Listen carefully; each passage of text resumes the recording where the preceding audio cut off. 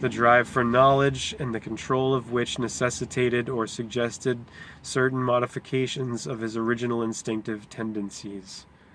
His consciousness, therefore, orients itself chiefly by observing and investigating the world around him, and it is to its peculiarities that he must adapt his psychic and technical resources. This task is so exacting and its fulfillment so advantageous that he forgets himself in the process, losing sight of his instinctual nature and putting his own conception of himself in place of his real being.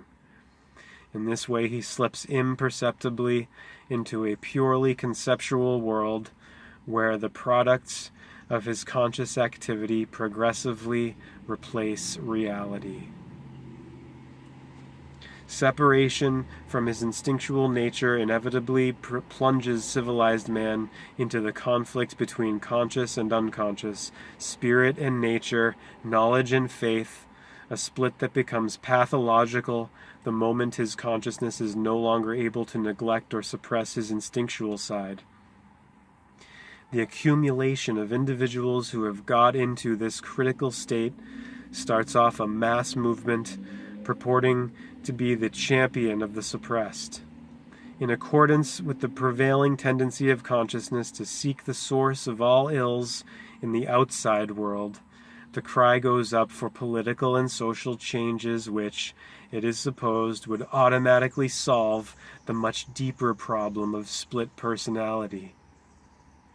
Hence it is that whenever this demand is fulfilled, political and social conditions arise which bring the same ills back again in altered form. What then happens is a simple reversal. The underside comes to the top, and the shadow takes the place of the light, and since the former is always anarchic and turbulent, the freedom of the liberated underdog must suffer draconian curtailment. All this is unavoidable because the root of the evil is the untouched and merely the counterposition has come to light. The communist revolution has debased man far lower than democratic collective psychology has done, because it robs him of his freedom not only in the social, but in the moral and spiritual sense. Aside from the political difficulties, the West has suffered a great psychological disadvantage that made itself unpleasantly felt even in the days of German Nazism. The existence of a dictator allows us to point the finger away from ourselves and at the shadow. He is clearly on the other side of the political frontier, while we are on the side of good and enjoy the possession of the right ideals. Did not a well-known statesman recently confess that he had no imagination in evil? In the name of the multitude, he was here giving expression to the fact that Western man is in danger of losing his shadow altogether, of identifying himself with his fictive personality, and of identifying the world with the abstract picture painted by scientific rationalism. His spiritual and moral opponent, who is just as real as he, no longer dwells in his own breast, but beyond the geographical line of division, which no longer represents an outward political barrier, but splits off the conscious from the unconscious man more and more menacingly. Thinking and feeling lose their inner polarity, and where religious orientation has grown ineffective, not even a god is at hand to check the sovereign way of unleashed psychic functions. Our rational philosophy does not bother itself with whether the other person in us, pejoratively described as the shadow, is in sympathy with our conscious plans and intentions. Evidently, it does not know that we carry in ourselves a real shadow, whose existence is grounded in our instinctual nature. The dynamism and imagery of the instincts together form an a priori prior, which no man can overlook without the gravest risk to himself. Violation or neglect of instinct has painful consequences of a physiological and psychological nature for whose removal medical help above all is required. For more than 50 years we have known, or could have known, that there is an unconscious as a counterbalance to consciousness. Medical psychology has furnished all the necessary empirical and experimental proofs of this. There is an unconscious psychic reality, which demonstrably influences consciousness and its contents. All this is known, but no practical conclusions have been drawn from it. Still, now, we still go on thinking and acting as before, as if we were simplex and not duplex. Accordingly, we imagine ourselves to be innocuous, reasonable, and humane. We do not think of distrusting our motives or of asking ourselves how the inner man feels about the things we do in the outside world. But actually, it is frivolous, superficial, and unreasonable of us, as well as psychically unhygienic, to overlook the reaction and standpoint of the unconscious. One can regard one's stomach or heart as unimportant and worthy of contempt, but that does not prevent overeating or overexertion from having consequences that affect the whole man. Yet we think that psychic mistakes and their consequences can be got rid of with mere words, for psychic means less than air to most people. All the same, nobody can deny that without the psyche there would be no world at all, and still less a human world. Virtually everything depends on the human soul and its functions.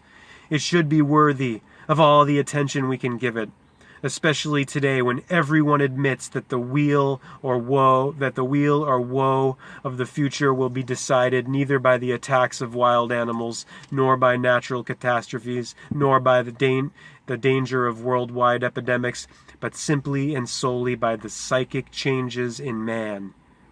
It needs only an almost imperceptible disturbance of equilibrium in a few of our rulers' heads to plunge the world into blood, fire, and radioactivity. The technical means necessary for this are present on both sides, and certain conscious deliberations, uncontrolled by any inner opponent, can be indulged in all too easily, as we have seen already from the example of one leader. The consciousness of modern man still clings so much to outward objects that he takes them exclusively responsible, as if it were on them that the decision depended.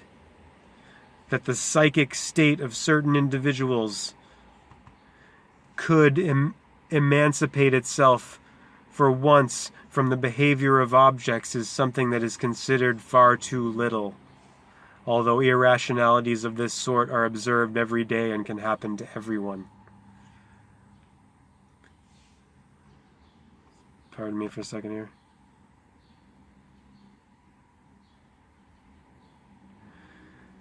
The forlornness of consciousness in our world is due primarily to the loss of instinct, and the reason for this lies in the development of the human mind over the past eon.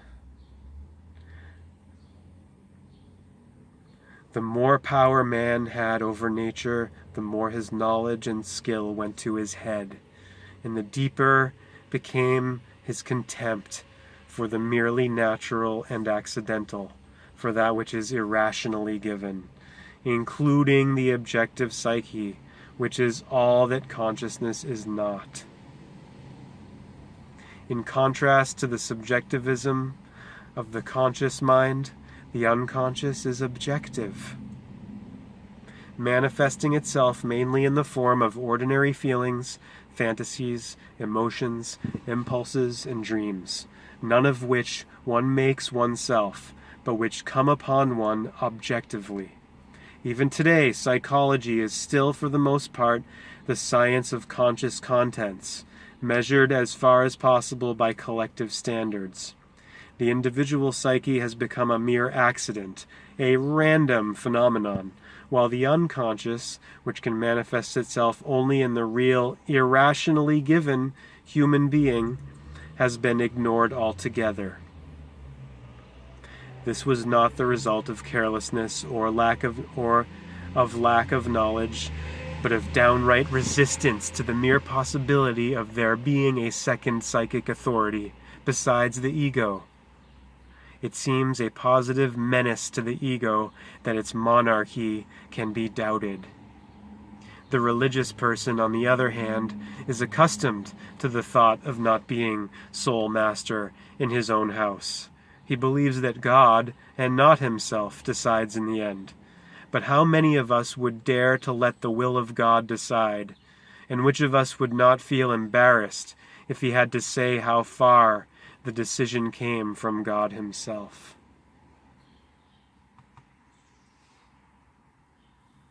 The religious person, so far as one can judge, stands directly under the influence of the reaction from the unconscious. As a rule, he calls this the operation of conscience. It's in italics, conscience, which of course is C-O-N-S-C-I-E-N-C-E, con together with, like com and co, science. And science is sense, objectively and etymologically speaking. But since the same psychic background produces reactions other than the moral ones, the believer is measuring his conscience by the traditional ethical standard, and thus by a collective value in which endeavor he is assiduously supported by his church. So long as the individual can hold fast to his traditional belief, and the circumstances of his time do not demand stronger emphasis on individual autonomy, he can rest content with the situation. But the situation is radically altered when the worldly-minded man who is oriented to external factors and has lost his religious belief appears in mass, as is the case today. The believer is then forced onto the defensive and must catechize himself on the foundation of his beliefs. He is no longer sustained by the tremendous suggestive power of the consensus omnium, and is keenly aware of the weakening of the church and the precariousness of its dogmatic assumptions. To counter this, the church recommends more faith, as if this gift of grace depended on man's goodwill and pleasure.